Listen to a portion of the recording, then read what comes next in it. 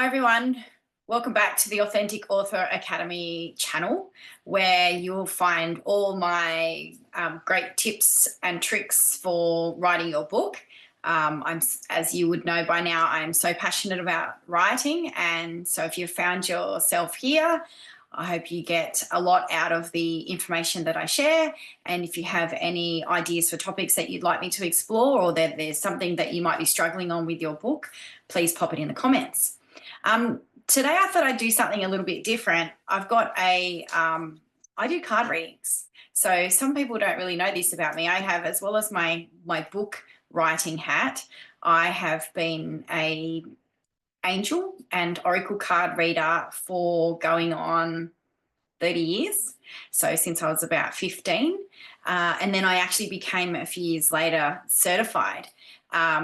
And I studied with Doreen Virtue, who at the time was probably the most prolific card reader and creator of card decks in the world. And so I did a 3-day session with her and a number of other people, including my mum. We went on like a retreat together, and we got to go and become authentic, what you call angel intuitives. So we learned how to tune in and get the card reads that would needed to be for ourselves, but also for someone else to deliver a card reading. And what I love about the cards is that they're always this gentle, accurate, amazingly accurate advice that comes from spirit, from somewhere else, that can just give us that extra insight and direction. It's really meant to be a feel-good experience. It's, you know, if you look at things like woo-woo and that it doesn't exist, if you can't see it, then you can't believe it, then you know, this might be a good one for you to be open to, because in my experience, the cards always deliver the most genuine, authentic, heartfelt answers that can really help you, guide you in your life. And so I use the cards all the time for myself. I like to just use it actually as a self-care routine, and have a cup of tea and sit down and do my cards. And sometimes I'll just ask, you know, what does my soul need to know? And sometimes I don't say anything. A card will fly out onto the floor, and I know that's the message for me for the day. So today I'm going to defer to the Archangel Gabriel Oracle cards. Now, these are particularly good for creatives. And so I'm just going to give the cards a shuffle and see what we get for all of you people out there who might be working on some creative project. But either way, you'll get something out of it. And a card has flipped up, so it's called time management. We might show you that. So we might come back to that one. And what I'm going to do is, I've been told to turn over the next card. So the next card is helping children. There you go. You might be writing a children's book. And I'm being guided already. I wasn't just to drag another one. Happy news. All right. So we're going to go through that card reading right now. The time management one had already flipped over. So it's like it was burning to get out. And hey, couldn't we all do with a little bit more like advice on time management, how to manage our time? We all get the same amount of time. It's what we do with it that counts. What I'm finding is that over the years, I've realized sometimes it's really easy to be busy, but actually not be productive or get to the things that are really meaningful to us.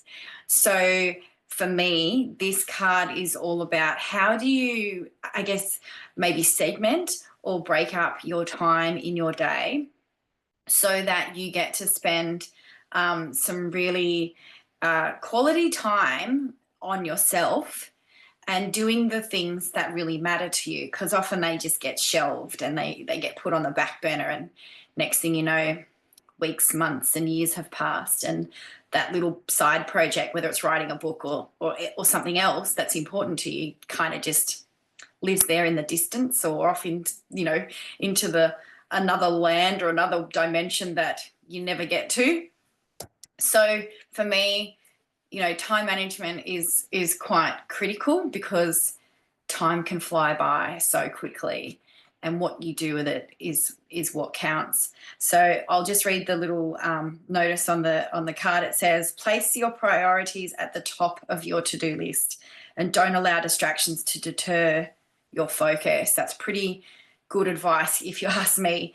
I think one thing that I've learned particularly is, and I often revisit it, is that when it comes to time, I've had this, I'm sure I'm not the only one in this boat, but I've had this feeling like when I get through my day, my work, all the things I need to do for everybody else and tick all those off, then, I'm subconsciously telling myself that then I get to really sit down and enjoy doing what I want to do, whether that's relaxation or working on a project.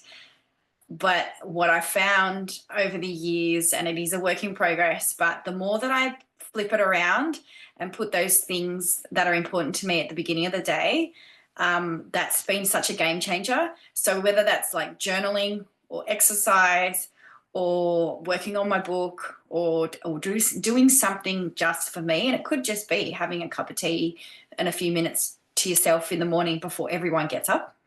But I find that if you flip that around and not leave it to the end of the day when you generally are tired, you don't feel like it, there's a million and one excuses, but I find that has been a real game changer. So I'd encourage you to have a look at how you're managing your time, and maybe where you could do some other things in other ways for yourself, so that you can spend some time on those things that are really important. That felt like a really big card. So I know you will get what you need to get out of that one. Helping children. It says, part of your life purpose involves teaching, guiding, and helping young children. Now, like I said, you could be out there working on a children's book. Interestingly, I have a children's book that's written. I've asked a few different illustrators if they're interested. It hasn't gone anywhere in publishing world. It's just kind of sat there on the shelf. It's all done. Children's book writing is a tough gig. I think there's this misconception that it's easier to write a children's book than it is any other book, and that's just not true. There are certain formulas, if you like, or ways that you need to engage children, and also at different stages of their life. So that's a really important one. If you're writing a children's book, I would encourage you to do some research into your target market and making sure that you are age appropriate in what you're saying. I know what happened with me is I had my book written. I had this great idea. I wrote it. And then when I started to look at it, I realized I was kind of in between, I guess, age brackets. And so it was kind of that primary age, like the little kids, kindergarten 1, 2, but some of the stuff I was writing about was probably more targeted for an older child, and yet it was trying to be probably achieve both of those things, like achieve the younger primary school infants and older primary school kids. So I really needed to work on that, and yeah, who knows, maybe it'll encourage me to pick up my children's book and get it done. But I also think part of helping children is being a good role model. I know for me and my kids, I feel like it's really important to demonstrate in life, how it is to be a good person, a good human.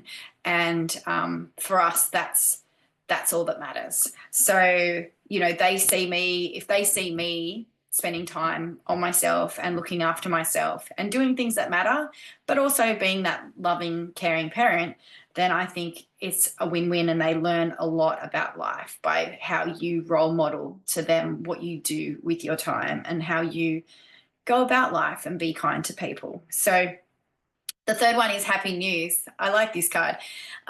It basically says your prayer is answered in a creative way.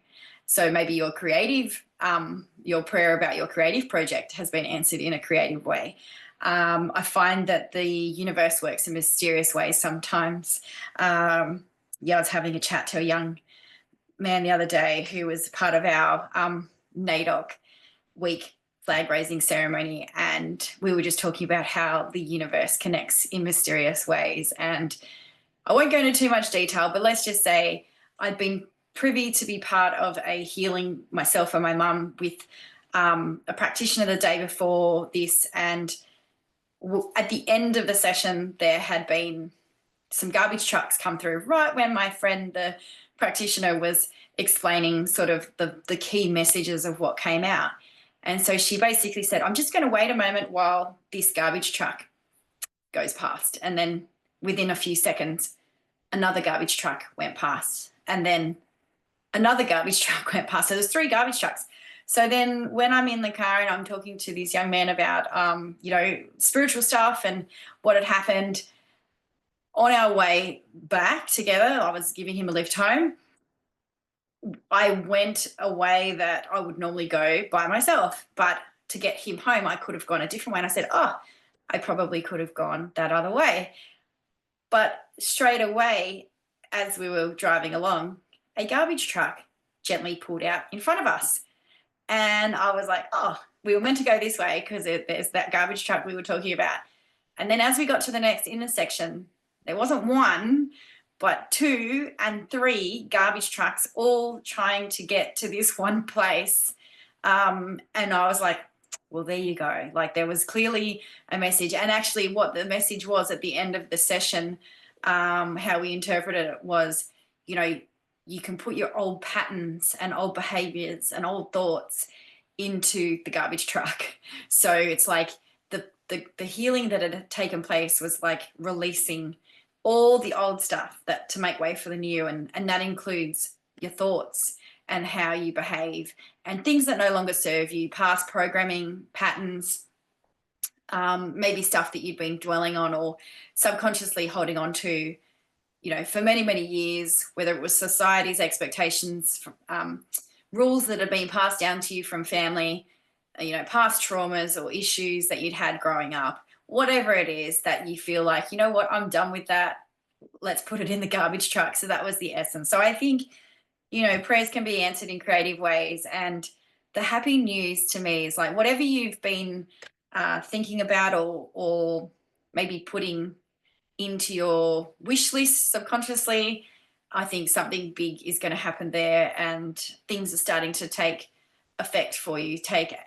Maybe the action and the new ways that you're going about things are starting to really pay off.